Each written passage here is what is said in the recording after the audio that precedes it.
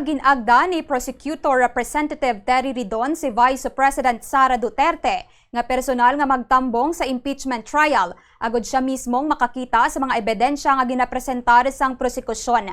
Ini nga pahayag ang sabat ni Ridon sa panawagan ni Duterte sa prosekusyon nga pamatud-an ang ginpasaka nga impeachable offense batok sa iya. Suno kay Ridon nakalabot na sa ika-19 nga adlaw ang trial apang wala sa gihapon personal nga nagtambong si Duterte sa impeachment court. Suno sa iya paagi sa personal nga pagtambong sa trial, direkta nga mahibaluan sang Vice Presidente ang pagpresentar sang ebidensya kag mga argumento batok sa iya. So natin yung covered pa ng subdivision rule kasi naisama ho yun, naisambit po yun bago po inilabas ng presiding officer yung kanya pong pag-utos. No?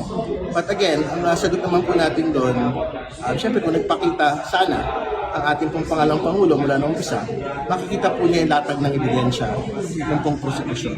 At very important to make the point na I think 8th week na ng paglilitis, pinipili pa rin po ng pangalawang Pangulo na hindi po magpakita sa atin pong impeachment trial.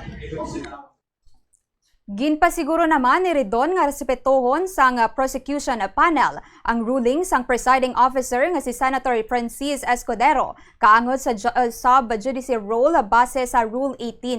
Ini matapos nga gindumilian ni Escudero nga maghatag sang pahayag sa publiko ang mga kabahin sang impeachment trial nga nagatalakay sa merito kun unod sang nagapadayon nga impeachment trial batok kay Vice President Sara Duterte. Sa idalom sang Rule 18, ginadumilian ang mga prosecutor, respondent, counsel, witnesses, kag ang mga senador nga magpagwa sa publiko sa mga pahayag o kon impormasyon nga may kaangtanan sa merito sang kaso. Pahayag pa ni Ridon nga ilaman pag-aistoryahan sa prosecution kung anong mangin estado ni prosecution legal spokesperson, Attorney Benjamin Tolosa Jr. Dugang pa ni Ridon nga importante nga magsunod sa patakaran sang korte, apang sunod sa iya nga importante man nga malakip ang publiko sa nagapadayon nga trial sang Vice Presidente agod nga mahibaluan sa mga ini ang matuod nga nagakatabo.